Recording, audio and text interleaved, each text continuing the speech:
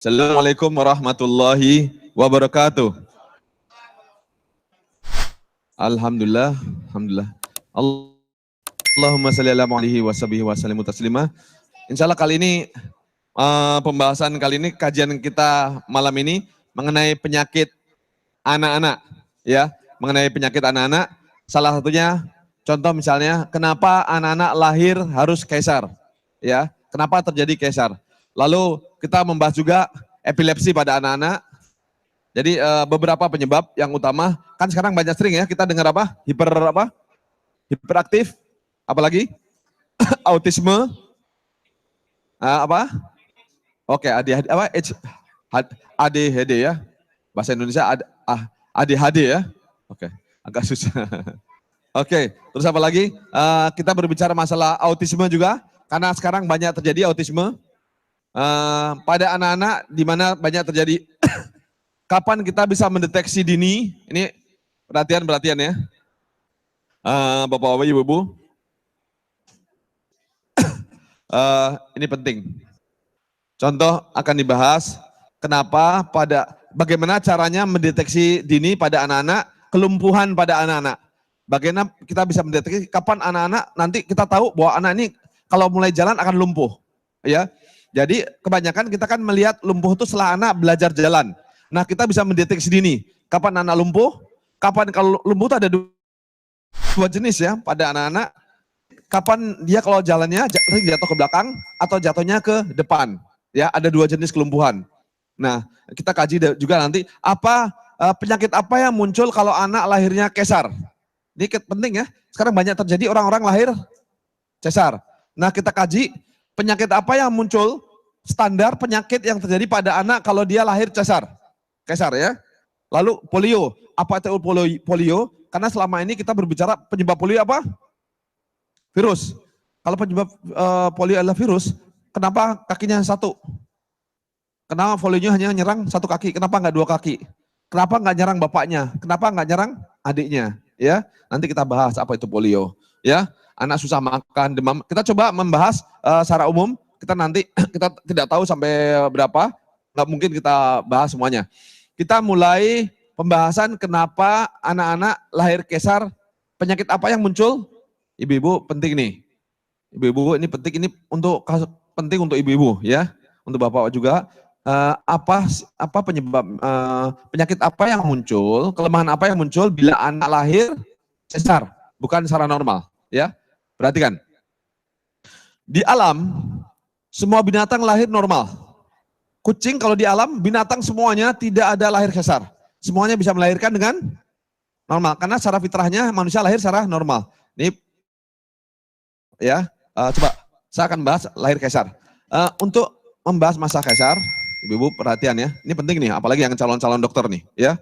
Jadi harus paham di sini karena penyakit ini justru yang menggalakkan keiser itulah justru para dokter. Ya. Sedangkan kita kembali lagi semua harus kembalikan kepada alam, ya. Saya akan bahas kenapa anak keiser dia berpenyakit, ya. Sambil contoh. Oke, saya mulai lagi ya. Sebelum saya berbicara keiser, pernah lihat kepompong, kupu-kupu? Ya. Saya gambarkan ya. Kepompong itu kayak gini. Ya. Kepompong seperti ini. Nah, dia lubangnya apa? Kecil.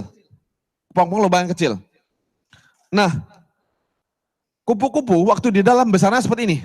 Dia ikuti ukuran kepompong. Perhatikan.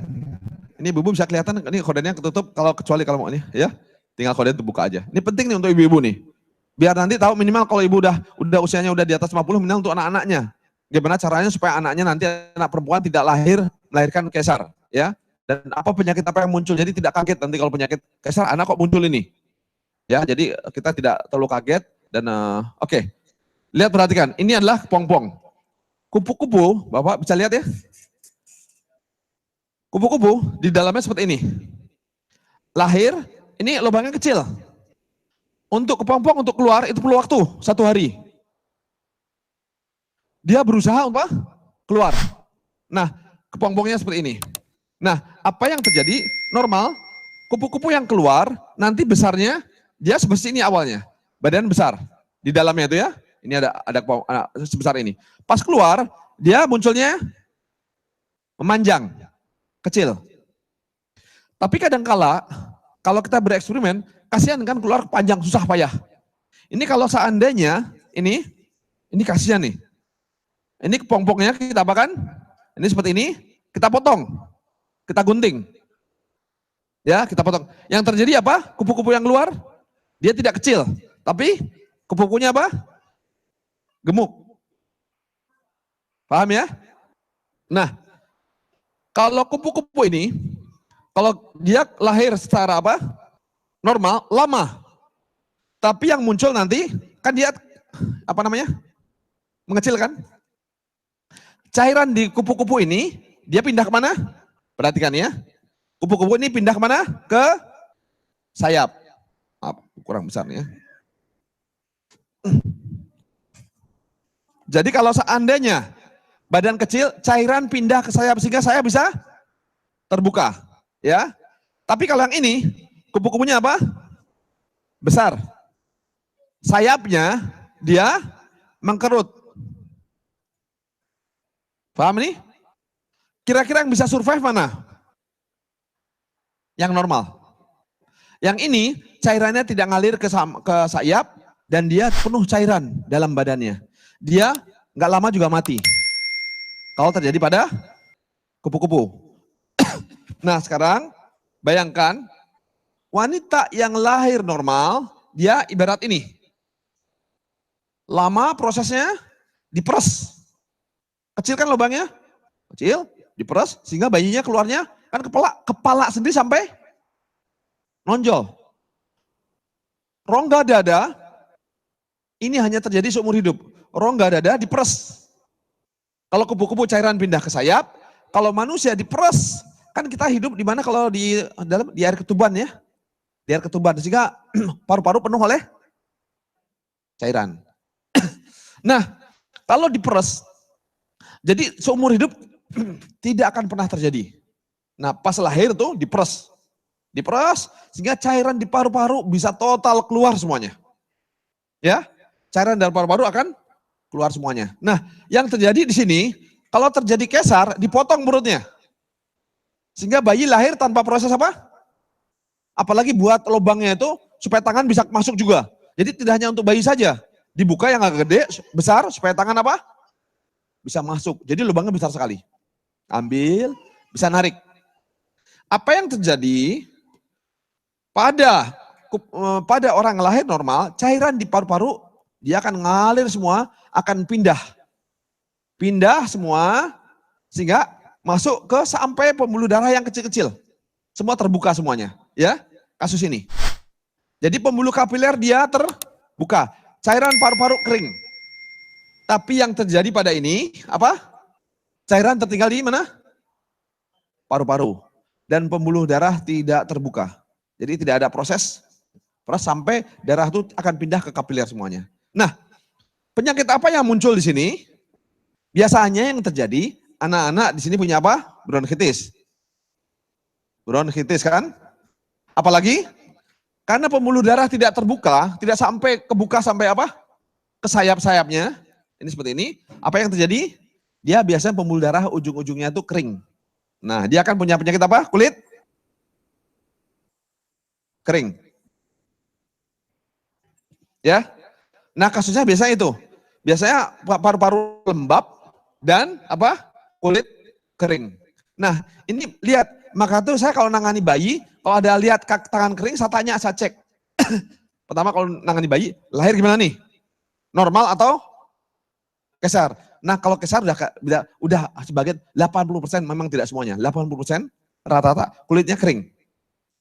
Ya, kulitnya kering orang lahir kesar. Ya, kering. Nah itu sampai kapan? Paru-paru itu sampai nanti kadang-kadang bisa berlanjut seumur hidup, bisa juga berakhir usia pas dewasa. Ya, jadi kita tidak tahu penyebab yang jelas penyakitnya itu hanya sampai kapan berbeda-beda. Ya, jadi kerugian orang lahir secara apa? Jadi kalau semua kembalikan kepada fitrah. Jangan, kan mode sekarang kan lebih mudah ya, lebih mudah untuk dokternya ya. Kalau sampai contoh secara logika, secara ekonomi, lahir di bidan itu 2 hari, bayarnya 1,5 juta kalau di Indonesia ya, 1,5 juta. hari. Kalau kesar 15 juta dalam waktu 15 menit. Untung mana? Untung yang mana? 15 menit bayar 15 sampai 20 juta. Kalau di bidan biasa 2 hari 1,5 juta. Ya, kalau kita sebagai dokter, spesialis kandungan, milihnya lahir yang mana? Kesar, uangnya besar, bagi-bagi. Langsung motong sebentar, selesai, keluarkan, tinggalkan. Misalnya kerjaan suster. Ya, lumayan dapat besar kan? Hanya motong itu aja buka, motong buka. Ya, kayak motong packing aja, masukkan. Ya, sehingga nah itu memang menguntungkan. Ini bisnis yang menguntungkan. Kesar bisnis menguntungkan untuk rumah sakit, tapi tidak untuk anak, tidak untuk ibu. Ya, ibu dia akan luka. Ya, beda kalau melahirkan dia akan cepat sembuh, selesai. Tapi kalau luka di ini akan lebih lama, akan tetap kesakitan. Karena kalau dipotong meridian banyak yang hilang, otot banyak yang terputus. Ya, tidak bisa kembali seperti semula. Oke, ini belajar apa? Masalah ini ya. Kita hapus. Paham di sini ya? Jadi kalau ada anak yang kesar, usahakan. Nah, sekarang pertanyaan, kenapa anak bisa ibu lahir kesar? Nah, kembali lagi seperti kemarin ya. Perhatikan. Kenapa kucing di alam gak ada yang kesar? Anaknya mau 5 sekaligus bisa melahirkan sendiri tanpa bantuan suaminya. Kucing ya, tanpa bantuan pejantannya. Bisa lahir dengan sendiri tanpa bantuan. Kalau kita melahirkan manusia gimana? Udah di rumah sakit, dibantu semuanya, keluar. Udah tuh teriak-teriak lagi kan. Kucing gak ada yang teriak-teriak. 5 anak melahirkan sendiri tanpa bantuan. Ya, tanpa kesar. Kalau kita coba, artinya apa? Kita sudah kehilangan fitrah sebagai manusia. Nah, kenapa kucing nggak bisa melahirkan secara normal? Perhatikan, zaman dulu kesar itu tidak ada. Orang usahakan lahir secara normal. Karena zaman dulu orang juga lahir, badan juga bagus, pinggul bagus semuanya. Jadi perhatikan ya, ada bisa digambar-gambar ya, kaki saya biar kelihatan. Saya kasih contoh, Pak diturun dikit ya, sambil contoh ya, ke kaki, masih kelihatan, agak mundur dikit aja. Ya. Nah, saya kasih contoh. Ini, oke. Perhatikan ya. Perhatikan. Kalau kaki pinggul saya normal, perhatikan. Kalau pinggul saya normal, ya, pas menghadap ke depan, tidak ada yang kebuka, tidak ada yang rapat, tidak ada yang ke bawah, semua rata. Rata semuanya ke depan, tidak ke belakang. Nah, ini melahirkan gampang membuka. Ya, saya bisa apa? Bisa membuka.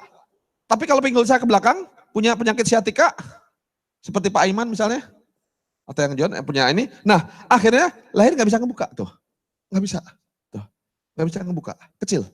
Jadi bukan pinggulnya kecil, tapi pinggulnya melintir. Pinggul mau sekecil apapun juga dia bisa membuka. Ya. Yang bermasalah itu kalau pinggul melintir atau ke belakang ini dikit. Nih, nggak bisa tuh lihat. Kalau kaki nggak kebuka, nggak bisa ngebuka tuh. Kehalang. Kalau melintir nggak bisa. Tuh. Tapi kalau pas gampang. Paham ya? Nah, kucing itu punya ilmunya. Gerakan kucing gimana? Memanjang. Ya kan? Begini. Kucing punya gerakan sendiri untuk menyelesaikan pinggulnya. Karena dia paham fitrahnya. Kucing hidup sebagai kucing. Nah, manusia seharusnya hidup sebagai manusia. Sehingga tahu caranya. Nah, kapan gerakan menyelesaikan pinggul? Ada di mana? Ada di gerakan? Salat. Ya, fitrahnya salat. Maka salat dilamakan. Ikuti bagaimana Rasulullah salat.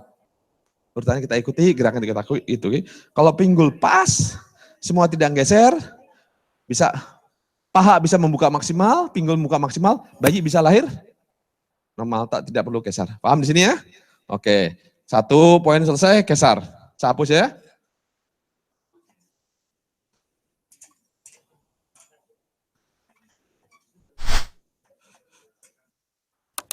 Ini bapak-bapak, ibu-ibu yang udah tua nggak apa-apa, yang udah kan minimal punya anak tuh. Ya Pak Jamroni itu ya. Pak Jamroni bisa untuk cucunya, bisa untuk istrinya juga kan, dua-duanya. Ya. Oke ya, oke.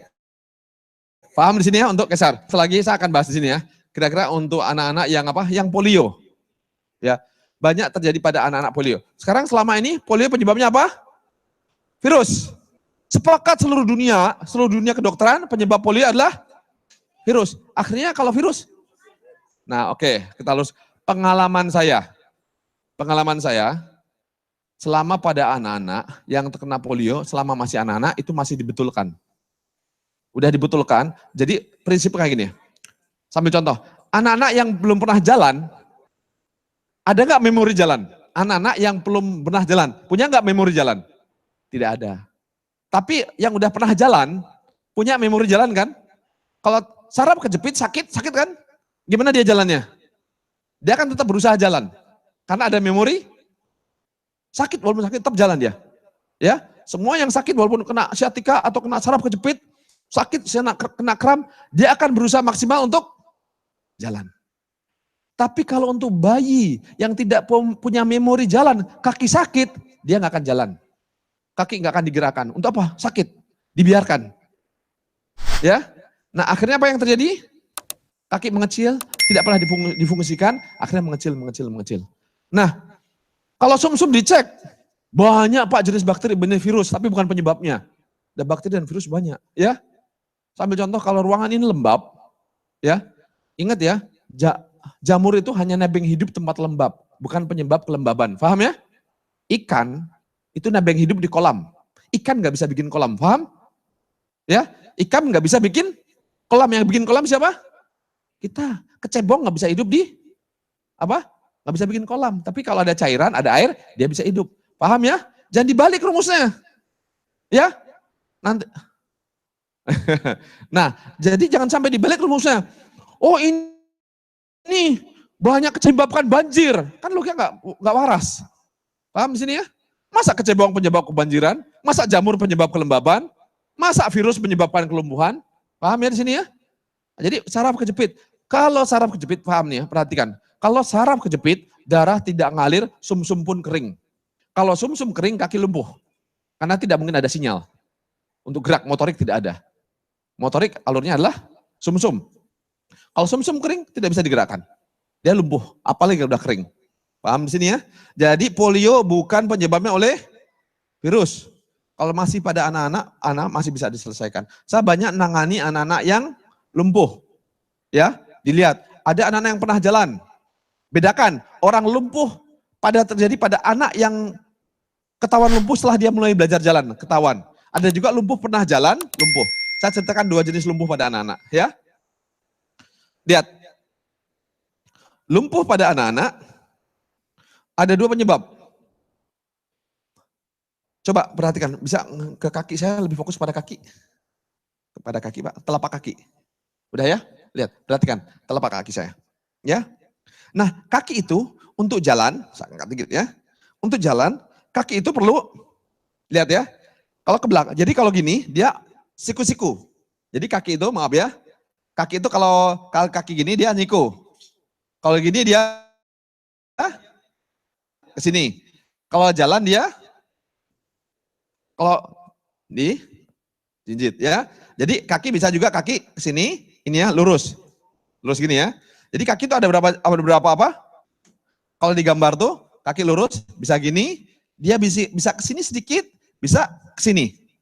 Ini telapak kaki, maaf ya. Telapak kaki. Ya, dia bisa apa? Kaki itu seperti kayak gini. Ini telapak kaki. Bisa ke sini dikit karena untuk bisa jalan ini harus bisa seperti ini. Untuk ke tengah harus 90 derajat, kalau ke atas harus lurus, ya. Ini cek di sini. Ya. Jadi bayi yang normal, perhatikan kakinya. Bayi belum bisa jalan ya. Perhatikan kakinya. Dia harus bisa 90 derajat, bisa naik sedikit, bisa lurus. Nah, kalau seandainya kita lihat bayi masih digendongan, dicek kakinya. Nah, ini tuh saya biasanya ngeceknya dari situ, mencegah untuk bayi supaya nanti ketahuan kapan bayi ini nggak bisa jalan nih nanti ke depannya. Nah, kalau ada bayi yang kakinya dominan lurus saja, gini. Kaki ini. Nah, kalau kakinya jinjit lurus, dia ke atas kan nggak bisa. Jadi lurus, ke atas nggak bisa. Jadi hanya ini saja. Jadi gini. Ya. Nah, ini biasanya kalau jalan jatuhnya ke belakang terus. Ini kalau sampai tarik, ini ketarik dari belakangnya. Jadi belakang apa? Narik sampai kakinya sampai lurus. Nggak bisa ke atas karena narik sini. Ini kejadian kebanyakan kalau ada anak-anak kakinya lurus kayak gini, nah dia nggak bisa jalan. Nah, kalau seandainya duduk, dia duduknya pasti gini. Paham ya? Kalau ada bayi duduk, nggak bisa duduk sama sekali, nggak bisa kayak ini. Nah itu kalau seandainya nanti pas ini, dia lumpuhnya pasti lumpuh. Lumpuhnya tuh Duduk nggak bisa, kalau berdiri jatuhnya ke belakang. Nah, untuk kasus-kasus kayak gini, kenapa dia sampai seperti ini? Jadi biasa kasusnya kan bayi suka digendong nih. Bayi suka ini nggak? Suka apa? Gitu kan ke belakang. Kalau bayi mau bayi ya, bayi salah. Kalau bayi mau jatuh kalau kita gendong mau jatuh, refleks kita apa? Kita apa kan? Kita tarik tapi ngak. Kan jatuh mau jatuh. Yang kita pegang apanya? Depannya atau ya pahanya? Pinggulnya langsung kita tarik. Tak, tapi badan tetap. Jadi badan apa? Kaki ke belakang. Sehingga tulang duduknya apa? Ke belakang. Dia narik kaki. Ya. Jadi bayi kalau ada bayi yang jalan gini, ya, itu penyebabnya karena jatuhnya karena pas pernah digendong, dipegang. Truk dan tidak ada yang mengembalikan. Dokter juga nggak ngerti. Ilmu rangka, dokter nggak belajar. Mereka belajar nama-nama, tapi tidak belajar fungsi, apa penyimpangannya. Nah, ini fatal. Jadi saya serang kepada adik-adik kedokteran, hati-hati kalau belajar dokter, jangan belajar sastra kedokteran. Ya, karena nih kita lebih arah sastra kedokteran, bukan ilmu pengobatan. Ya, berbeda di sini. Coba kalau nama penyakit mereka hafal, tapi kalau ada ilmu, coba selesaikan. Nah, munculnya bahasa lagi. Jadi kalau kita datang ke dokter, mau datang ke penyakit, kalau yang keluar bahasa, jangan cari orang bisa ngobati, bukan cari orang bisa berbahasanya, ya. Oke.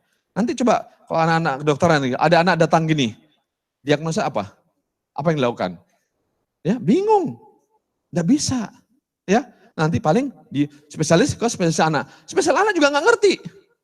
Spesialis ortopedi, nggak ngerti juga di otak-otak sini. Ya, gimana? Kiropraktor juga sama dalam beberapa hal. Contoh gini, jadi permasalahan orang-orang yang sekolahan itu tergantung blueprintnya. Paham ya? Tergantung blueprintnya. Kalau kita nyetak buku, kalau blueprint bagus, hasilnya bagus. Saya nggak nyalahkan institusi sekolahan. Saya nyalahkan yang bermasalah adalah sesuatu yang standar, yang berbahaya kalau blueprintnya adalah tidak standar. Maksudnya tidak selesai. Kalau suatu sekolahan, dia nggak pernah belajar yang saya sebutin tadi. Kalau mereka nggak belajar seperti itu, mereka nggak bisa menyelesaikan. Dan nanti mereka lulus tuh karena mereka menguasai teorinya. Kalau blueprintnya tidak ada, dosennya tidak bisa menyelesaikan masalah, muridnya tidak ada yang bisa semuanya. Paham ya? Kalau dosennya, profesornya tidak bisa menyelesaikan kanker di tempat, semua muridnya tidak ada yang bisa. Ini bahaya apa? Standarisasi ilmu. Memang bagus standar, tapi kalau ujungnya tidak tahu, bawahnya tidak tahu semuanya. Paham nih? Epilepsi tidak bisa menyelesaikan, semuanya tidak bisa menyelesaikan. Ya, seluruh dunia seperti itu. Saraf kejepit, nggak bisa menyelesaikan, bisa. Ya, nah kita bukan salahkan ilmunya, kita salahkan nggak menyelesaikan masalah. Ya, bukan dia menguasai teorinya, bukan. Kita butuhkan adalah solusinya. Oke. Nah, tadi udah bayi, paham ya? Jadi kalau ada bayi yang kakinya gini, pasti pantatnya apa? Ke belakang. Solusinya apa? Nah, kalau saya solusinya yang kaki seperti itu, saya kembalikan posisi dengan posisi tertentu kalau ada contohnya lebih gampang. Jadi kalau bayi duduknya apa? Kayak gini. Nah, nanti kaki udah saya ajari kemarin ya. Nanti kalau diluruskan lagi kayak posisi ruku, nah nanti bayi bisa duduk gini. Kalau udah bayi bisa duduk normal gini, dia bisa jalan. Tinggal kalau belum pernah jalan, dia belajar jalan lagi. Paham ya? Tapi dia akan bisa jalan lagi. Jadi kalau ada anak yang duduknya kayak gini, nggak bisa gini, ya dia kalau duduk nggak bisa sama sekali. Nah, perbaiki sampai dia bisa duduk kayak posisi ruku. Kalau orang bisa ruku, insya Allah kaki normal. Kalau orang rukunya nggak bisa sama sekali, ada orang dewasa rukunya hanya gini, itu bermasalah. Kalau pas berdiri pasti gini, ya. Oke, paham ya? Ini masalah orang yang kakinya lurus. Ada lagi satu bayi yang kakinya kalau dipegang, ini bukan seperti ini, tapi kakinya sampai apa? Sampai bisa sampai ke sini. Normal kaki itu hanya segini saja, 90 derajat, nambah dikit. Ini normal. Tapi kalau ada bayi, kakinya bisa sampai tinggi sekali. Sampai apa? Ke sini. Nah, hati-hati. Berarti dia kalau kaki seperti ini, dia nggak bisa dipanjangkan. Jadi apa? Dia akan jalannya, dia akan jatuh kalau jalan, jatuh ke depan. Ke depan terus. Nah, tipe kayak ini, ibu-ibu perhatikan ini berhubungan dengan ibu juga nih ya. Salah satu perhatikan ya. Nah, kalau kaki yang apa? Yang dia kasusnya naik seperti ini. Sehingga nanti kalau pada anak-anak, dia tidak bisa apa? Cenderung jatuh ke depan. Dia akan kencengkan. Nah, tipe yang jalan kayak gini. Ya, ini. Jadi kita bisa mendeteksi dini pada anak-anak. Kapan anak terjadi kelumpuhan. Nah, ini terjadi kalau dua kaki. Kalau terjadi satu kaki bisa. Kalau dua-duanya lumpuh. Kalau sakit satu kaki nanti jalannya apa?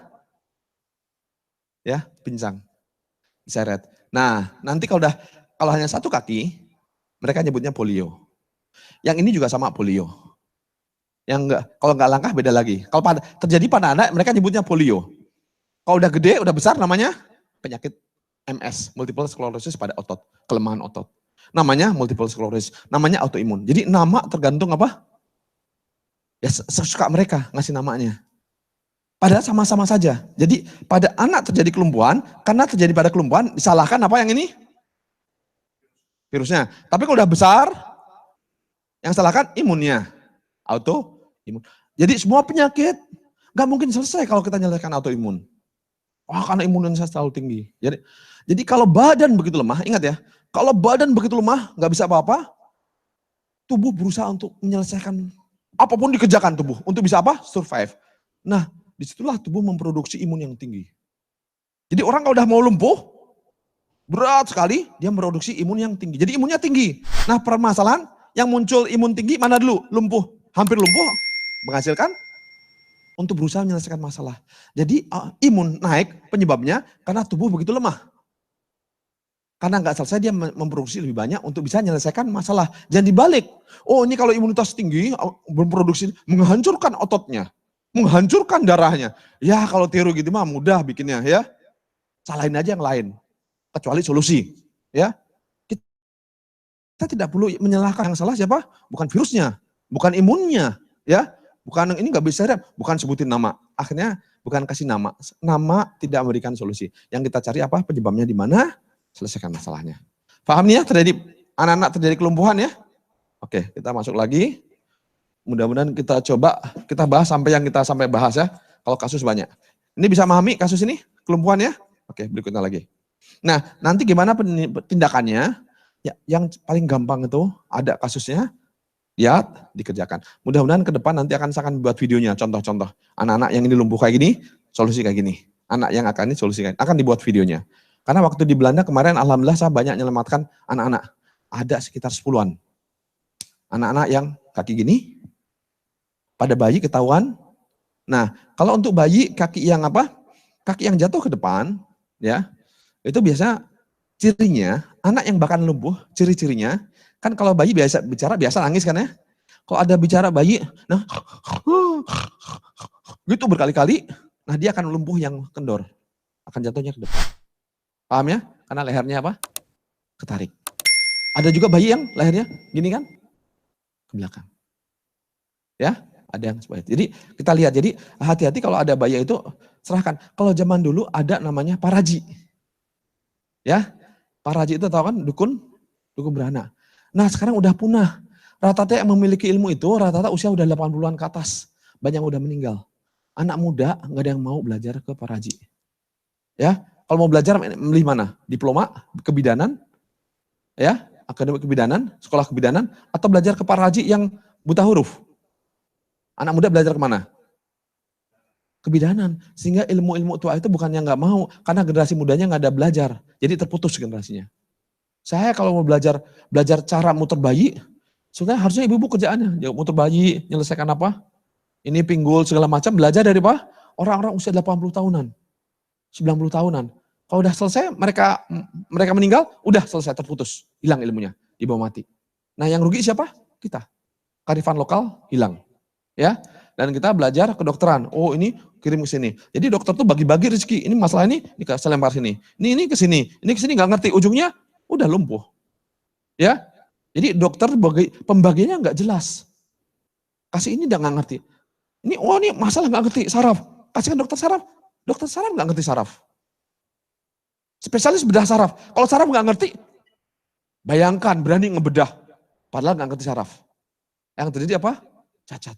Maka tuh orang paling banyak kalau nanti ke depan, jangan sekali-kali anak suruh belajar bedah saraf. Saya paling marah kalau bedah saraf. Ya, karena mereka kebanyakan keras kepala dan nggak mau dibetulkan. Padahal uangnya besar. Kalau saya menyebutkan, ini biar masuk sekalian, nggak apa-apa ya. Sebarkan orang lihat. Orang paling jahat bedah saraf. Mereka nggak ngerti tapi berani motong. Ya, sampaikan ini. Mudah-mudahan sampai berita ini ke mereka. Takutlah pada Allah, kasihan anaknya yang dipotong-potong. Orang tua dia akan seumur hidup cacat. Karena mereka, coba bayangkan, orang saraf kejepitan nggak bisa menyelesaikan dengan tangan. Mereka mainnya dengan pisau. Paham ya? Kalau para pendekar zaman dahulu, kalau orang yang luka, lumpuh segala macam dengan tangan. Bukan dengan pisau. Saraf logikanya bukan dengan pisau. Saraf itu tulang belakang. Logikanya dengan, luruskan dengan tangan, bukan dengan pisau. Pisau itu untuk nyembelih binatang, bukan untuk motong-motong saraf. Nah ini berbahaya sekali. Ya, mudah-mudahan kita dijauhkan, dilindungi oleh Allah, anak-anak kita jangan sampai jadi bedah saraf, karena kasihan orang paling jahat. Dan mudah-mudahan menjadi tobat sampai berita ini. Ya, kalau enggak belajar, saya ajari sarafnya. Nah setelah itu boleh apa yang dibedah. Jangan main bedah orang masih hidup yang utuh dibedah, dipotong-potong. Ya, oke. Udah sekarang paham ya masalah lumpuh ya? Oke. Sekarang apalagi masalah anak-anak yang paling sering terjadi. Nah, oke. Saya ini kan lagi mengenai bedong. Untuk anak-anak bedong, untuk anak-anak di bedong, ya perhatikan. Saya ulang lagi, karena saya sudah bercerita berkali-kali, apa itu manfaat bedong. Nah, bedong itu saya kasih contoh ya. Kalau bayi, ini banyak terjadi. Jadi di kemarin saya terangkan, nah ini, binatang itu ada dua permasalahan. Ada kendor, ada kencang. Kalau kendor itu, orang kalau kendor, kalau sakrumnya masuk ke dalam. Bayi kalau tidak bedong, lahir tidurnya gimana? Gini kan? Kayak buka. Jadi pinggulnya apa? Terbuka. Kalau kaki tangan ini sakrumnya gimana? Masuk. Tulangnya gini. Jadi apa lihat, perhatikan. Kalau anak yang tidak dibedong, tidurnya gimana? Di hari atas pertama. Tulangnya gimana? Kan kayak gini kan? Berarti ini masuk. Rongga dada sempit. Paham? Terus kaki apa? Ngebuka. Kalau kaki ngebuka berarti pinggul kebuka. Lemah. Ya. Terus apa lagi? Kalau gini, ke sini tulang ekornya yang apa? Masuk. Udah, maka tuh lihat. Pertama banyak penyakit terjadi karena anak-anak tidur dibiarkan tanpa dibedong. Ya. Kalau selama gini tiap hari 500 hari, 360 kali berapa? Kali 2 tahun kali 2 berarti 700-an. 700 hari tidur gini terus. Apa yang terjadi? Dia ngebentuk. Terserah nanti kalau udah gede penyakit boleh. Kayak penyakit sekarang kekendoran, kekencengan. Silakan mau milih, mau rematik atau otot kendor. Atau jadi penyakitnya semua penyakit. Karena hilang kearifan lokal di bedong. Zaman dulu di semua bangsa dimanapun juga semua di bedong. Kapan bedong hilang? Kapan bedong hilang? Semenjak kedokteran barat di atas. Jadi ingat kedokteran barat tidak lama. Belum 100 tahun. Ya, ada anak baru gede ngelarang semuanya. Ini jelek, karena apa? Di bedong membuat tangan gak bisa gerak, kaki gak berkembang. Mereka lupa. Tulang itu dalam maka itu kalau kembali kepada Quran, tulang ada berapa jenis? 2, tulang belakang dan tulang samping. Yang rusak ini adalah tulang samping. Ke sini, sehingga berpengaruh. Tulang belakangnya, rongganya sempit. Ini masuk, kaki ngebuka. Sehingga kalau dalam jadi sempit. Nah inilah penyebab asma pada anak-anak. Ya, kalau ini kebuka, kaki kebuka, satu. Nah ini jadi kaki, jadi pendek kaki. Ya, kaki menjadi pendek. Kalau kebuka itu artinya kaki pinggul menjadi pendek. Nah, ini menyebabkan sering sakit kepala. Sakrum masuk, kendor sekali. Banyak, kalau udah sakrum kendor, semuanya kendor semuanya. Ya, nah dengan adanya kita dibedong, kaki diikat, tangan diikat, lihat, kan diikat dipaksa gini, lurus, pinggul apa? Menghadap lurus ke depan. Sakrum akan keluar. Rongga dada, lendung, kuat. Kapan bayi bisa gerak? Yang gerak adalah tulang belakang. Dia bisa bergerak semuanya. Nah, disinilah tulang belakang kuat. Dia pada tempatnya sehingga ini apa? Kalau kekendoran, ini kalau saya tekan kendor, kencang. Jadi akan terhindari ini. Dia dosnya itu pas kayak gini. Jadi kencang, bisa tegak, bisa goyang-goyang. Ya, jadi kayak gini. Jadi pas ini. Nah, ini kalau dosanya dalam manusia adalah di pinggulnya dan tulang ekornya. Ya. Nah, kan bisa tekan. Oke, paham di sini ya? Oke. Jadi kalau di bedong itu untuk bermanfaat untuk ke depan, kembali ke kearifan zaman dulu yang ribuan tahun diterapkan, ilmu itu hilang karena kesombongan anak baru gede kedokteran barat yang baru muncul, belum ada 100 tahun. Yang salah bukan barat, yang salah umat Islam, tidak apa? Tidak memimpin. Seharusnya kita umat Islam itu guru. Dulu dalam apa? Kedokteran, bukan pengikut. Akhirnya karena ilmu bukan berdasarkan dari Quran, bukan berdasarkan wahyu, acak-acakan. Ya, di sini. Oke, sekarang ini fungsinya bedong. Oke, polio sudah, lumpuh sudah. Nah, sekarang mau saya cerita demam dikit ya. Demam. Pada anak-anak, ini penting ini. Pada anak-anak sering kita tidak sering ya, pada anak-anak demam itu ceritanya panjang. Kalau demam nanti akan saya bahas secara umum ya, secara khusus demam, karena demam itu panjang. Ini materi khusus demam ya, nggak akan saya bahas di sini untuk anak-anak. Saya kasih contoh kecil saja, demam. Pada anak-anak demam. Kalau kita berbicara demam, kita kembali kepada konteks yang Rasulullah katakan bahwa demam tidak boleh mencela demam. Ya, terus ada lagi hadis demam dari api neraka. Ya, uap api neraka, bagaimana hilangkannya dengan air. Ya, jadi api sifatnya apa? Panas, kering. Air, dingin, lembab. Bedakan ya, dingin, lembab, panas, kering. Jadi berlawanan. Jadi salah satu untuk menurunkan panas dengan air. Jadi panasnya dengan air dinginkan, keringnya dengan lembabnya. Ya, jadi kita cari. Nah, dari hadis ini akan muncul ilmu namanya panas, kering, lembab, dingin. Ya, dan campuran seperti apa. Jadi ada ilmu khusus mengenai ini. Jadi apa? Saya kasih contoh aja ya untuk ini nanti dari hadisnya akan muncul ilmu. Ini panas ya. Ini panas ya. Maaf. Ini panas. Panas ini dingin. Ini sebentar, maaf ini kering. Lupa lagi. Air tuh dingin. Ini lembab. Ini kering. Ini dingin panas. Api itu di sini, air di sini, tanah di sini, angin di sini. Nanti dalam kedokteran Islam dari hadis itu muncul ilmu ini. Ya, cara selesaikan kalau panas kering, solusinya pakai apa? Dingin dan lembab air. Oke, kita tidak membahas ini. Saya membahas yang demam pada anak-anak ya. Maaf, nanti kejauhan. Maaf, kembali lagi ke ini ke semula. Perhatikan, anak-anak tuh kalau mau berkembang dari berbaring dia mau tengkurap demam dulu. Dari tengkurap mau merangkak demam lagi. Mau tumbuh di gigi demam lagi. Mau apa? Ya kan nyebutnya lah, mau pinter kan? Mau dari duduk mau ke berdiri demam.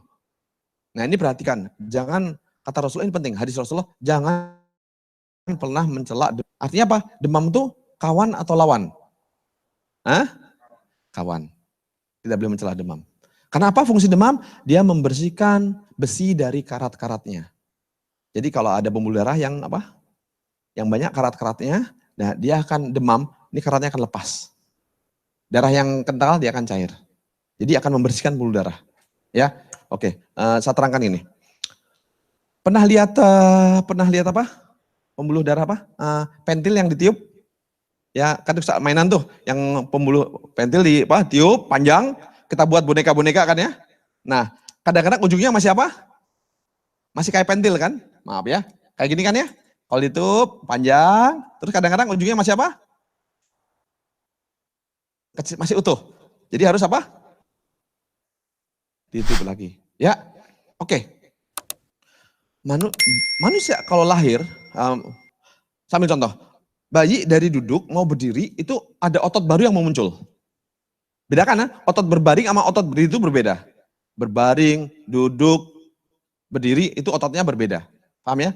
Jadi kalau ada perubahan dari berbaring mau duduk, dia akan muncul apa? Pembuluh darah baru. Ya? Nah, seperti ini. Jadi kalau bayi mau lahir itu mau jalan terjadi, udah ini utuh segini, tadi awalnya segini. Begini, ya. Rubah mau dari jalan, mau tumbuh gigi, mau katakan kalau orang zaman dulu bilang apa? Mau pinter. Nah, ini gini, dia akan muncul apa? Baru akan muncul ke sini. Ya, paham ya? Nah, orang tua zaman dulu, kalau anak demam ini panik nggak? Orang zaman dulu, bukan sekarang. Kalau sekarang bawa ke dokter, ya kan? Karena kita udah nggak ngerti, kita fitrah manusia udah hilang. Maka tuh nenek kita hidupnya lebih fitrah, mendekati fitrah daripada kita. Ya, kita hilang fitrah. Sakit dikit panik. Ya, serahkan kepada dokter. Dokter juga nggak ngerti. Ya, nah kasih obat untuk penurun dingin, maka tuh bukan diturunkan. Lihat orang zaman dulu ya, perhatikan. Ya, jadi apa yang dikerjakan orang zaman dulu? Perhatikan. Kalau orang zaman dulu anak panas, pakai apa? Bawang, diapakan dengan minyak kelentik. Kelapa, diapakan? Minyaknya ditumbuk. Ya, dengan minyak kelentik, minyak kelapa, dipanaskan, lalu lumurkan kepada tubuh. Perhatikan. Ini kan otot gini nih. Muncul gini. Sifat bawang apa? Panas dan lembab. Apa? Panas dan lembab. Jadi kalau dengan bawang digosokkan, ini yang tadi kering, jadi apa? Lembab. Kalau kita ingat dulu mainan balon gini, untuk bisa supaya ini gede diapain? Balonnya diapain? Dipencet, di apa namanya? Di apa? Ya, diperut kalau bahasa Sunda ya. Diurut. Set, baru ini apa? Membesar. Jadi kalau diurut ini jadi apa? Jadi bisa jadi normal. Maka tuh dengan bawang orang zaman dulu, oh jadi tugas demam itu, ya tugas demam, oh ini kecil. Tubuh mendemamkan diri untuk apa? Melebarkan ini. Demam fungsinya untuk apa? Untuk supaya yang baru tumbuh dibesarkan. Paham ya? Nah, jadi bukan panasnya turunkan, jangan. Dia memanaskan diri untuk memanaskan ini. Supaya lentur dan ngebuka. Kalau udah selesai tugasnya, demamnya turun. Orang dulu lebih cerdas daripada orang sekarang. Orang zaman dulu dipanaskan, kalau demam dengan bawang, dengan minyak putih, dia diurut dipanaskan, hangatkan tubuh. Jadi demamnya ngambil dari mana? Dari bawang. Diurut, kan kebuka nih. Kalau udah kebuka, perlu nggak demam untuk membesarkan ini? Udah nggak perlu lagi, tubuh nggak perlu demam lagi. Akhirnya tubuh apa? Turun seketika. Paham ya? Jadi caranya tuh bukan panasnya turunkan. Tugas panas apa? Membesarkan pembuluh darah yang baru tumbuh.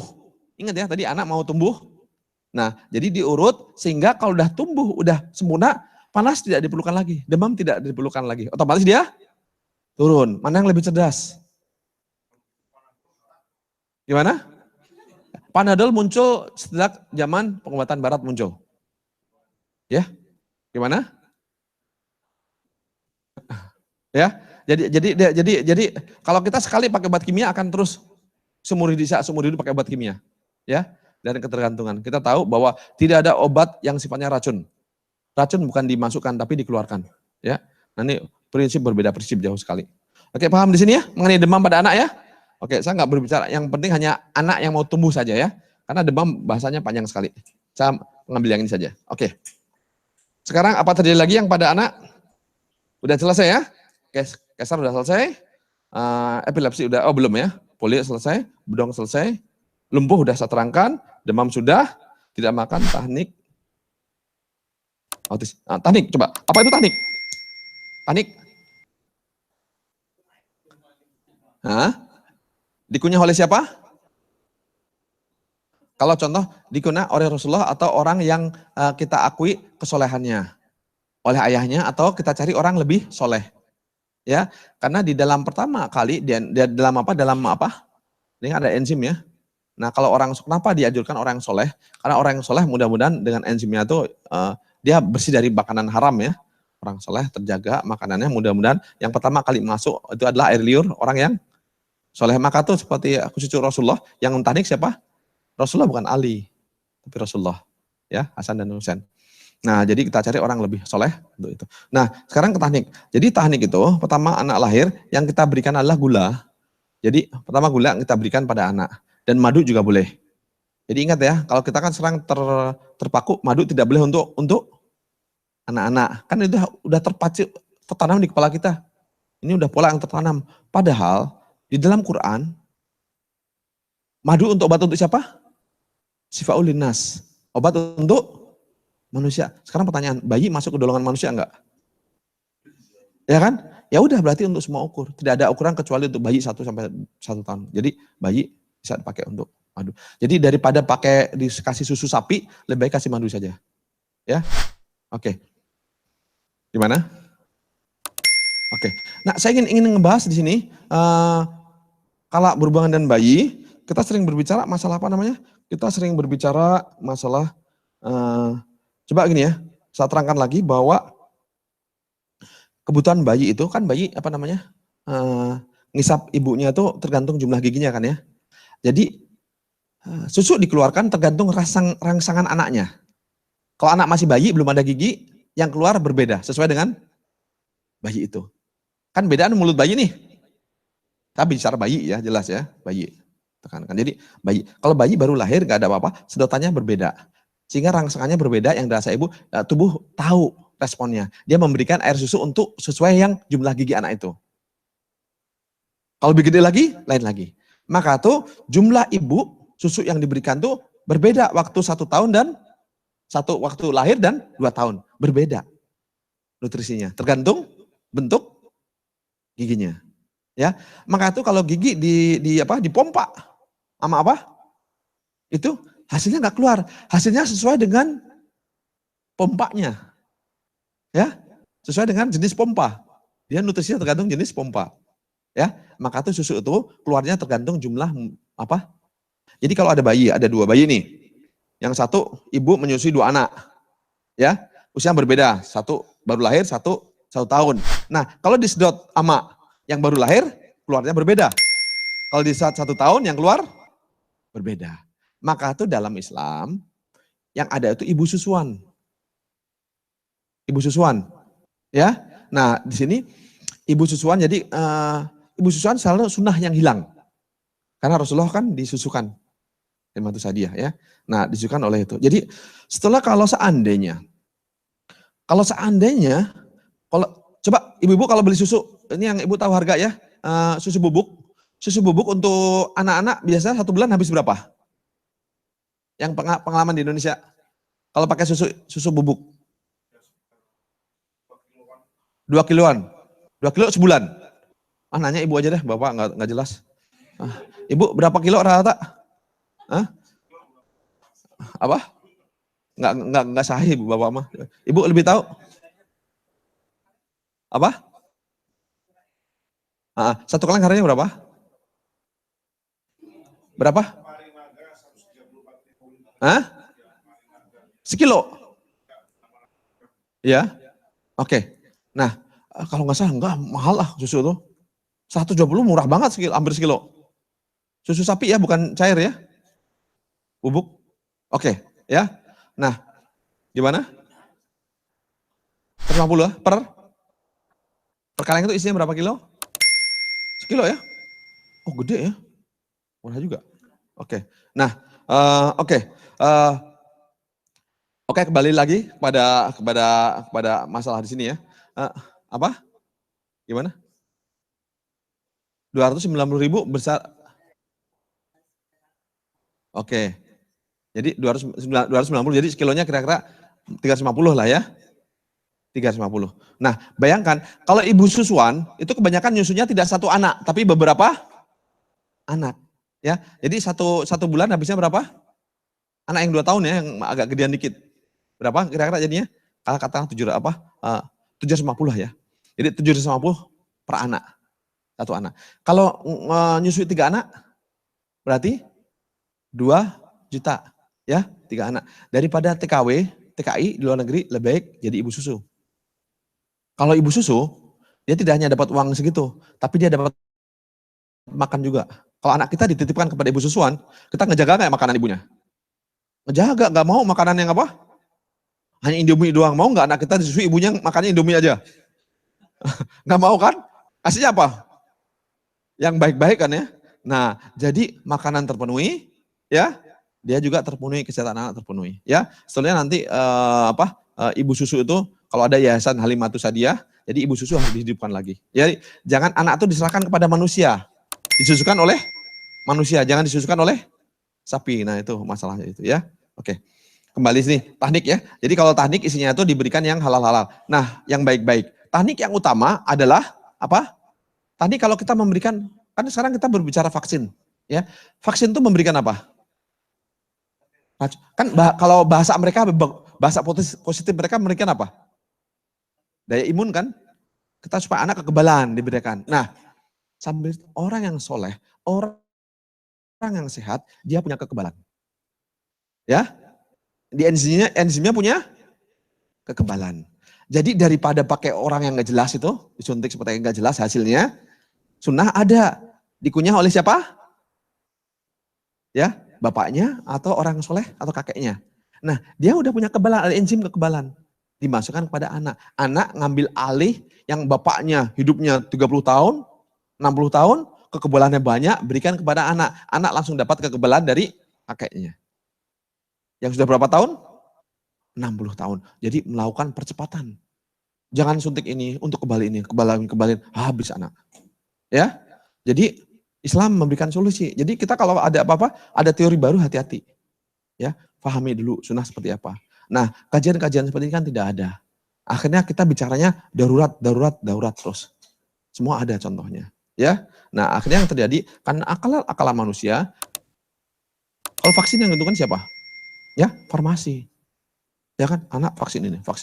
Yang paling bahaya, itu yang paling banyak, paling mengerikan, itu kalau udah negara mafia bermain. Dipukul rata, flu burung, ingat ya flu burung dulu di Indonesia? Nah, jadi satu orang karena diisukan flu burung. Jadi kalau berbahaya kan, nah jadi gimana caranya? Gimana caranya supaya orang divaksin? Jadi itu proyek per negara. Negara ada berapa juta? 200 juta. Beli 200 vaksin. Nah anaknya ada berapa? Dikasih vaksin. Nah beli itu. Indonesia beli. Yang nggak mau itu Turki. Flu burung di Indonesia waktu ada gejala flu burung dulu. Ingat tuh, beritanya berapa lama tuh?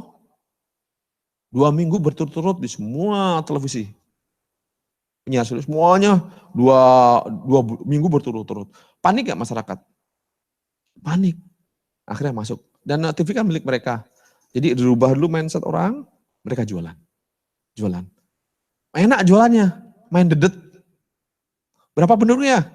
200 juta, nih sekian. Berapa penduduk? 10 juta. Kasih. Hanya negara yang berdaulat, yang berwibawa yang menolak. Ya, dulu Indonesia juga kayak gitu. Amerika mau ngirim ke Batam, ini akan viral kalau ketahuan, nggak saya teruskan nanti. Viral malah kena lagi ya. Oke. Nanti udah masalah itu. Oke. Oke, kita berbicara yang lain. Nah, udah paham sekarang ini? Demam. Saya berbicara sedikit mengenai autis. ADHD. Apa kok bahasa ini? ADHD. Ya.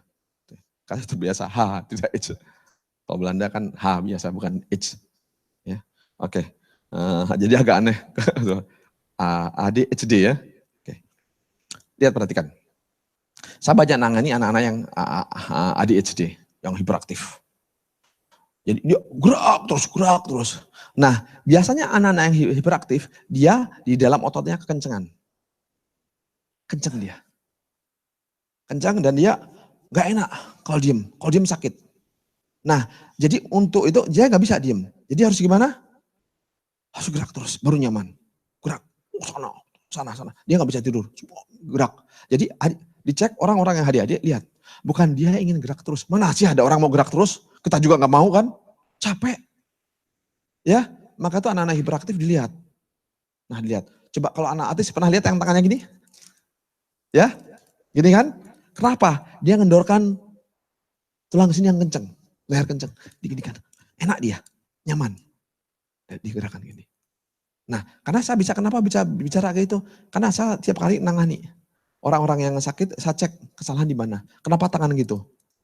Saya cek tangan gitu. Oh ya, saya coba saya luruskan di sini. Pas sudah gitu, tangannya berhenti dia. Gak mau gitu lagi. Pas waktu duduk, gak nyaman, langsung gini.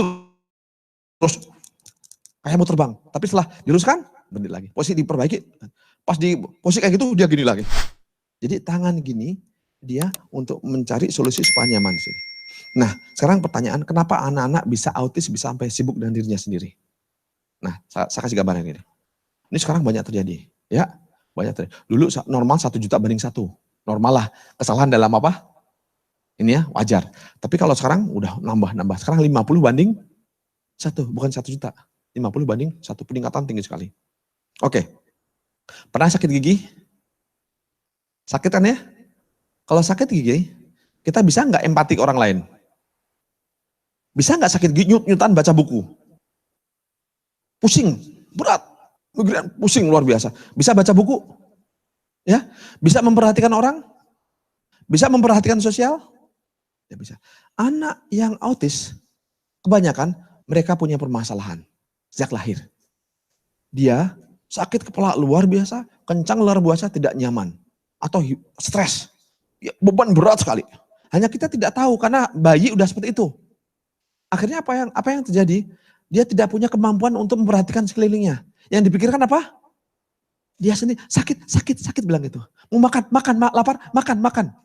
Dia hanya bisa memikirkan dirinya sendiri. Kayak seperti bapak sakit gigi. Bisa mikirin orang? Yang ini apa? Marah-marah terus ke orang lain kan? Kalau orang ini dikit, dielus dikit, dipukul. Ya, menyerang, gigit, macam-macam. Ya, jadi pada prinsipnya kita selama ini berbilang orang migran itu hanya orang tua, orang depresif hanya orang tua, ya, orang sakit ini hanya orang tua, orang tegang hanya orang tua. Ini bisa terjadi pada bayi. Maka tuh orang itu semua di situ, ketegangan. Nah, ilmu di dunia kedokteran tidak ada ilmu yang namanya. Kalau kita kan paham kedokteran Islam, kalau nggak kendor kenceng, ya. Nah, apakah anak-anak tidak bisa rematik? Bisa, bayi bisa rematik, dia bisa fibromialgi. Semua yang dimiliki orang tua bisa terjadi pada anak. Kalau dia pas lahir udah seperti itu, dia hilang kemampuan belajar. Ya kayak kita sakit aja. Nah, maka tuh untuk anak-anak itu, dia kehilangan masa-masa produktifnya untuk mempelajari lingkungan. Maka itu seperti autis diperbaiki, sedini mungkin. Supaya punya kemampuan apa? Memperhatikan lingkungan. Dia bisa belajar, informasi bisa masuk. Paham di sini ya? Nah, kenapa anak tidak bisa sampai terus selama hidup dia seperti itu, dia lambat sekali untuk sosialnya. Lambat sekali. Ya, saya bisa berbicara autisme karena anak saya 2 autis. 2 yang paling besar. Kita paham. Nah, yang pertama Asa bisa nolong, nyelamat. Yang pertama nggak bisa. Karena dulu, waktu awalnya karena step saja. Tapi saya tahu sekarang, saya banyak menyelesaikan anak yang step dan epilepsi. Banyak yang saya selamatkan. Tapi anak saya ngalami. Dulu pas datang, maka tuh saya kenapa kalau udah berbicara masalah dokter saraf, saya emosi sekali. Ya kan? Karena dokter saraf tuh hanya bisa ngasih obat 3 jenis. Kalau otot kencang, kasih obat kendor. Kalau kendor, dikencangkan. Kalau sakit, dibius. Gitu bahasanya. Sakit, dibius. Udah, diem. Ya. Jadi kalau anak hiperaktif dikasih obat supaya diem, saya obatnya bukan untuk anaknya, tapi untuk siapa? Untuk orang sekitarnya biar nggak ganggu. Paham ya? Jadi ingat, obat itu diberikan bukan untuk anaknya. Bukan selesaikan problemnya. Anak hiperaktif kasih obat supaya dia diem. Jadi obat itu tujuan untuk siapa? Ngebantu siapa? Ngebantu orang lain, bukan anaknya. Hiperaktif pelajari. Kenapa dia nggak enak badan? Dia harus gerak terus. Kenapa nggak bisa diem? Kekencengan. Dengan gerak dia akan lentur. Baru selesai. Nah itu seharusnya kita bijaksana menyelesaikan. Karena kebijaksanaan kita tidak, kearifan lokal hilang. Kita melihat anak, diselesaikan dengan obat semuanya. Hancur anak seumur hidup. Nah saya ngalami, saya berbicara di sini karena anak saya paling besar, sekarang 25 tahun. Ya, nah sekarang ya alhamdulillah saya sekarang solusi Quran. Tiap hari sekarang bisa baca Quran 7 juz per hari. Nah untuk memperbaiki, sel-sel yang rusak diberikan obat. Saya ingat gini, dulu waktu pas untuk spesialis anak, dikasih obat, hanya epilepsi awalnya kan, normal biasa. Sebelum dikasih obat masih bisa bicara normal. Masih tahu walaupun 6 bulan udah bisa kenal papa mama bisa. Mata masih normal. Nah itu dikasih obat. Jadi obatnya untuk anti-step diberikan obat, tiap hari diberikan 2 kali. 1 sendok teh itu kan, masukkan. Suatu ketika saya nggak sengaja, sendoknya saya pakai untuk apa? Bekasnya saya pakai untuk ngaduk teh. Itu nggak enak di kepala. Kayak fly, nggak enak aja. Ya nggak sampai tapi nggak apa? Ini apa nih kok kayak gini? Pas dicek dari sendoknya. Orang dewasa kayak gitu. Bekas sendoknya, ingat ya, bekas sendoknya tanpa isi. Paham di sini? Nah ini diberikan kepada anak 6 bulan. Dengan isi. 2 hari sekali. Paham? 2 hari cukup untuk membuat kita fly. Ini bayi 6 bulan ya, bukan orang dewasa. Saya kena sendok bekas sudah nggak enak kepala. 6 bulan. Tiap hari, 2 hari, seminggu, sebulan, 1 tahun, 2 tahun, 3 tahun, 4 tahun, 5 tahun. Hancur nggak? 6 tahun. Hancur nggak? Hancur semuanya. Saya sekarang berusaha untuk memperbaiki. Menebus kesalahan pada anak.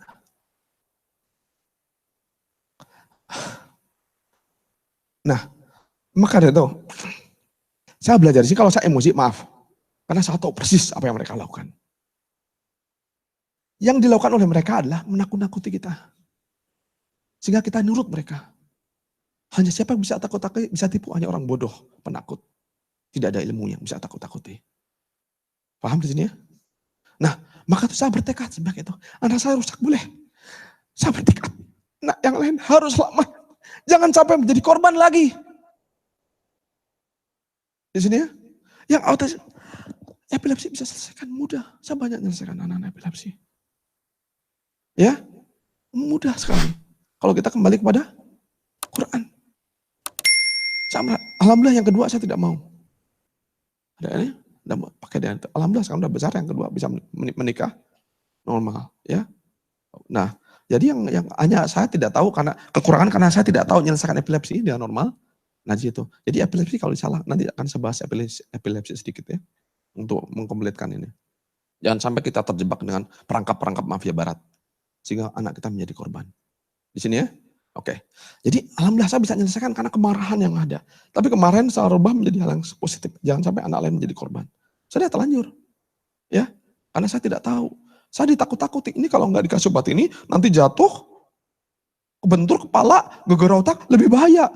Kan luka nggak nyambung. Orang epilepsi itu kalau energi lemah, sedang demam, epilepsi di rumah, nggak mungkin jalan. Kalau dia demam, ya nggak mungkin kita ajak jalan-jalan. Simpen di rumah, tidur. Paham kan ya? Mana ada orang demam, sakit, jalan-jalan keluar. Nah, logikanya menakutkan. Kalau enggak akan gini, nanti akan gini. Kita takut. Ingat ya, hanya setan yang menakut-nakuti. Allah menjanjikan maghfirah, harapan, bukan nakut-nakuti. Nah ini hati-hati kalau ada orang menyebab kita dengan ketakutan, dia masuk golongan setan. Kalau siapapun dia, mau dokter, mau profesor, walaupun agama Islam, dia mengikuti sistem yang salah, dia menakut-nakuti kita dengan sistem setan. Ya, jangan pernah melakukan tindakan karena takut. Ya, nah ini kesalahan kita di situ. Dan mereka nakut-nakuti. Orang kemo itu seperti kemarin saya cerita kayak orang Mongol disembelih satu-satu. Padahal lari bisa. Karena mereka takut. Bodoh. Sembelih satu-satu. Pas pedangnya tumpul, tunggu, pedang saya tumpul. Saya ngambil pedang baru lagi. Orang Islam tetap ngantri. Sabar. Untuk disembelih satu-satu. Begitulah orang kemo. Sabar nunggu. Gak berani lari. Gak berani cari yang lain. Takut. Di kemo satu-satu. Udah mati. Kemo mati. Tuh betul kan kalau kamu gak kemo aja mati, apalagi gak kemo. Nah, jadi hati-hati di sini jangan pernah ngambil langkah karena takut. Ya, karena intinya racun itu bukan dimasukkan, racun harus dibuang dari tubuh, bukan dimasukkan ke dalam tubuh. Satu, paham di sini? Oke. Jadi di sini adik-adik, autis paham di sini ya? Autis terjadi pada anak-anak karena kita tidak tahu, tidak bisa mendeteksi. Ya, jadi kita kan kesalahan kedokteran sekarang tidak bisa mendeteksi dini karena hilang nilai manusianya, hilang fitrah sebagai manusia. Diserahkan kepada mesin. Orang-orang kearifan lokal yang dulu masih fitrahnya manusia masih kuat, di-cut, dibuang. Sehingga semua dengan alat dan modern. Dan teori-teori yang menjejalai kita, membohongi kita semuanya. Ujungnya apa? Semua penyakit apapun juga pakai obat. Yang untung siapa? Farmasi. Nah ini penemuan luar biasa. Apapun penyakitnya, farmasi harus untung. Ya, nah itu diciptakan terus. Nah saya tidak tahu, bisa jadi saya akan menyebarkan ilmu itu. Katakanlah saya pertama kali ngisi-ngisi di Melbourne, ya mudah-mudahan kalau seandainya terjadi pada apa-apa saya, maka saya akan cepat mengajarkan. Kalau sebelum nyawa Allah cabut atau orang lain yang mencelakakan. Ya, jadi mudah-mudahan ini ilmu akan nyebar terus. Bismillah. Oke, paham autis di sini ya? Kenapa anak terjadi autis? Ya, oke bisa selesaikan. Nah, ADHD penyebabnya udah paham ya? Karena penyebabnya dia ada kekencangan yang membuat dia hanya nyaman kalau dia terus gerak. Kalau diam, sesek, gak kuat. Nah, kalau orang dewasa, jadi orang dewasa namanya, kalau udah gedenya namanya panic attack. Kalau panic attack pada orang tua yang kencang, Nah dia meledak, dia bisa normal lagi. Tapi kalau anak-anak nggak ngerti dia. Nggak tahu apa yang salah. Nampaknya tuh, saya kalau ada anak-anak yang kalau sedang nangani orang tuanya, anaknya lari tuh, loncat, diam, kita ganggu kan. Udah sini, sampai ke lu. Saya cek, kencang sekali, saya kendorin. Udah dikendorkan, udah selesai, nyaman dia, udah suruh duduk, dia diam. Karena tubuh udah nyaman. Dia nggak perlu lagi untuk gerak. Siapa sih mau orang anak yang mau gerak terus? Udah capek tuh. Loncat, lari, teriak, wah gitu, capek. Udah selesaikan, jangan dan obat lah. Dan obat tuh yang tenang kita, anaknya hancur. Ya, jadi obat penenang untuk menenangkan yang lain, bukan menenangkan anaknya. Ya, itu berbahaya sekali. Jadi cari penyembuh, sabar. Kita kaji. Oke, udah adik-adik udah selesai ya. Ini tadi sudah. Nah, satu lagi ya. Anak tidak mau makan. Pada prinsipnya, anak-anak yang tidak mau makan, anak ngompol ya. Anak suka ngompol juga. Jadi kalau ini, perhatikan. Kalau anak tipenya, jam berapa sekarang? Jam 10 ya. Jam 10 kita tutup ya. Anak kendor. Ini kendor seperti ini. Kalau semuanya kendor, ada selak-selak semuanya, kendor, goyang semuanya. Ini kandung kemih juga kendor. Dia nggak punya kekuatan apa? Lutut. Kendor. Jadi udah ada krisis penuh, close. Dia nggak bisa kontrol. Dia nggak bisa neken. Kalau tidur, apalagi tidur kan kendor relaksan, dia nggak bisa kontrol, kencing. Nggak bisa kontrol. Ya, nah maka itu saya kalau di Belanda nangani anak-anak yang suka kencing, saya kencengkan saja. Tipe kendor dikencengkan, ini dikenceng, pinggul dikenceng, sakrum dikeluarkan, dari kenceng, udah latih, kalau udah gede, ada anak 9 tahun masih ngompol terus. Udah perbaiki, nah udah selesai, nah besoknya tuh anak tuh kaget. Kok bisa saya nggak ngompol? Ya kan? Cek berikutnya, nggak ngompol juga. Udah seminggu nggak ngompol. Nah ngasih kabar saya, biasa nulis di Facebook kan. Nah udah. Jadi pada prinsipnya anak-anak ngompol tuh kencangkan. Sehingga dia bisa kontrol. Pas tidur tetap kenceng. Orang pas ada yang kalah sedang main ngompol, itu lebih parah lagi. Nah kalau tidur kan kendor, relax. Dia nggak ketahan keluar. Ini volume metodenya terbalik sama orang yang prostat. Ya, prostat kekencengan. Sehingga kenceng tuh susah. Udah keluar masih nahan. Dikit-dikit. Ya, kebalikan sama prostat. Nah maka itu untuk, seperti kemarin contoh Pak Ostra, ya kan? Prostat sakit, kencing susah. Nah yang udah operasi masih berdarah lagi. Ya. Kita lihat kan, memang udah kelihatan. Oh ini kekencengan, kenceng sekali. Lutut sudah susah dilipat saking kencengnya. Napas berat, ya, napas berat. Leher kenceng, tangan juga kesemutan. Nah kita perbaiki dengan posisi sholat, dia melakukan sendiri. Dia itu suruh kencing. Apa yang kemarin ceritanya? Ingat Pak Ostra? Setelah kencing normal, habis, tuntas. Tanpa sakit langsung keluar. Tuntas, enggak keluar-keluar lagi sampai habis. Ya, jadi prostat bisa selesaikan karena kekencengan, cepat. Paham ya? Jadi penyakit pada anak-anak bisa terjadi pada bayi semuanya. Ya, kalau kita kemampuan mendeteksi. Mendeteksi itu bukan dengan MRI, dengan ronsen, dengan lain enggak. Kita memeriksa manusia dengan fitrah manusianya. Ya, kembalikan fitrah kita kepada manusia, kita bisa nangani masalah. Oke ya. Nah terakhir saya mau bicara epilepsi. Mudah-mudahan setelah epilepsi kita tutup ya. Karena enggak, udah jam 10. Epilepsi. Kalau kita berbicara epilepsi, kita kembali kepada prinsip, kemana ada apa? Ada 4 prinsip, 4 anatomi utama dalam Quran. Apa? Alaqah. Terus? Mudghah. Izoman. Fakasona izoman lahman. Nah epilepsi terjadi di mudghah. Mudghah itu apa kemarin? Jantung. Terus apa? Ini pembuluh darah besar. Pembuluh darah yang besar lah ya. Terserah namanya nanti mau apa, itu tergantung bahasa ya. Terus apalagi pembuluh darah? Pembuluh darah, ini sama. Pembuluh kapiler. Nih perhatikan ya, saya akan bahas ini. Wah, ini lepas nih, jadi nggak bisa dikencengin lagi nih. Oke. Perhatikan, jantung, pembuluh darah besar, pembuluh darah kecil. Jadi kalau epilepsi berhubungan dengan darah, sirkulasi darah. Ya, alaqah darah, mudghah itu sistem pembuluh darah. Oke. Jantung siapa yang ngatur? Otonom, dia kerja. Intinya tugas jantung sampai satu sirkulasi. Dia memompa sampai darah berputar. Ya, dari jantung masuk ke seluruh tubuh, masuk paru-paru ke jantung lagi. Ya, ke jantung ke paru-paru jadi urusannya selalu kayak gitu, ya. Tugas jantung muter darah. Nah, jantung. Jadi ini sifatnya otonom, nggak bisa diatur-atur. Kalau pembuluh darah besar, siapa yang ngatur? Otot. Pembuluh kapiler, saraf. Paham ya? Nah,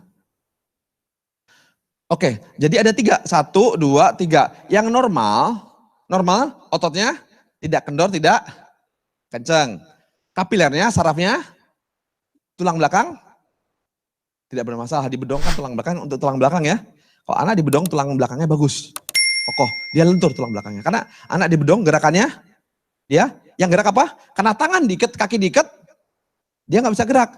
Dia dipaksa untuk apa? Menggerakkan tulang belakangnya. Kan muter-muter tuh. Jadi tulang belakangnya lentur. Kalau tulang belakang lentur, di tulang belakang ada apa? Ada saraf. Sehingga sarafnya normal. Kalau pada keadaan normal, jantung normal, pembuluh darah normal, ini normal. Ya, darah sirkulasi dengan baik. Nah, sekarang pada epilepsi. Pada epilepsi terjadi kebanyakan pada apa? Anak yang ototnya kekendoran. Kendor. Dia kendor sekali. Kalau otot kendor, berarti ini ada ototnya enggak? Kan ini dengan otot nih. Berarti ototnya lemah. Paham ya? Jadi jantung mompa, kalau otot lemah berarti dia mompa lebih tinggi. Kalau saraf normal, kita bicara ini. Jadi yang kedua, ini pembuluh darah diatur oleh otot. Pas ada otot yang kekendoran, otomatis jantung mompa tinggi. Ini ketegangan kurang. Jadi ini normal, jadi jantung naik terus. Tapi semakin maka tuh pada anak-anak pas dia sedang sakit, tipenya kendor, sakit kan lemas berarti. Kalau anak sakit pembuluh darah tambah, orang sakit otot tambah kendor tambah kenceng. Tambah kendor. Ya. Terus tambah demam. Demam tambah kendor enggak? Tambah kendor. Nah, akhirnya ini kurang tenaga. Berarti kerja yang paling berat siapa? Jantung. Tapi anak sedang sakit.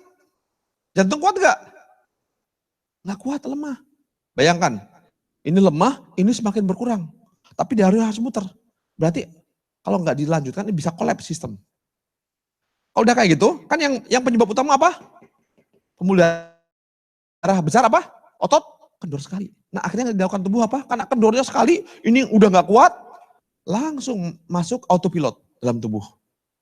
Yang dikerjakan apa? Karena ototnya nggak ada sama sekali, jantung mau naik. Nah lihat, orang-orang kendor, perhatikan seperti Pak Iman, Pak Jamroni ya, lihat dia bisa sampai 230. Orang kendor tuh biasa sampai 280. Orang kendor bisa tinggi sekali. Orang kalau pas badan kuat bisa naik sampai 280, nggak apa-apa. Ya, dia naik karena ini kendor sekali. Maka kita solusikan apa ininya?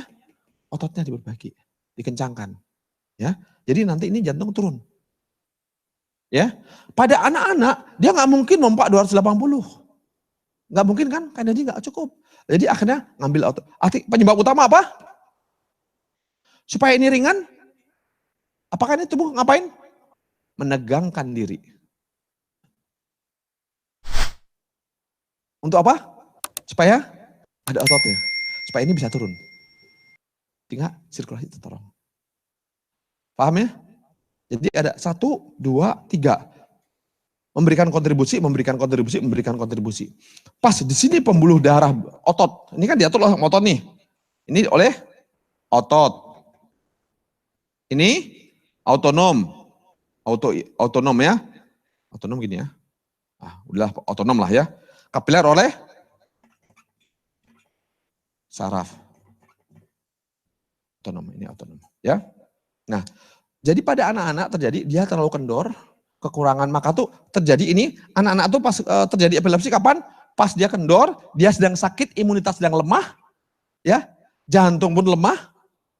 Nggak bisa muter. Apa yang tertolong? Penyebab ini utama. Ya udah, akhirnya dia karena terlalu kendor, otot mengencangkan diri, menegangkan diri,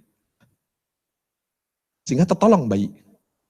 Nah, paham kan ya? Sekarang pertanyaan, step itu baik jahat, epilepsi baik jahat, tegang, baik. Yang salah siapa? kendor. Ini yang diperbaiki. Kalau epilepsi diturunkan, otot jadi permasalahan orang epilepsi udah kendor kan ya? Dikasih obat untuk mendorkan. Paham? Permasalahan epilepsi apa? Kekendoran. Nah, dikasih obat, kejangan. Tubuh udah bekerja keras untuk menegangkan supaya darah sirkulasi. Disalahkan tegangnya. Dikasih obat supaya kendor. Akhirnya apa yang terjadi? Kendor. Akhirnya darah tidak sirkulasi. Otak tidak kena dapat darah. Maka tuh mental akan terbelakang. Itu yang terjadi pada anak saya. Ya, karena saya tidak tahu. Dipakai itu untuk obat untuk penenang. Penenang itu atau mendorkan semua otot. Paham di sini ya? Jadi prinsipnya karena otot kekendoran, nggak ada tenaga, tubuh mengejangkan diri supaya sistem jalan. Nah, oleh kita, oh ini step penjahatnya nih penyebabnya, dihilangkan, dihancurkan sistem menegangkan diri itu. Ya, karena tubuh prinsipnya tidak akan mencederai dirinya sendiri. Yang dilakukan tubuh adalah kebaikan tubuh supaya tidak tambah hancur. Paham ya? Jadi nggak ada autoimun itu tidak ada. Karena bukan dia penyebabnya. Paham di sini ya? Jadi jangan salahkan.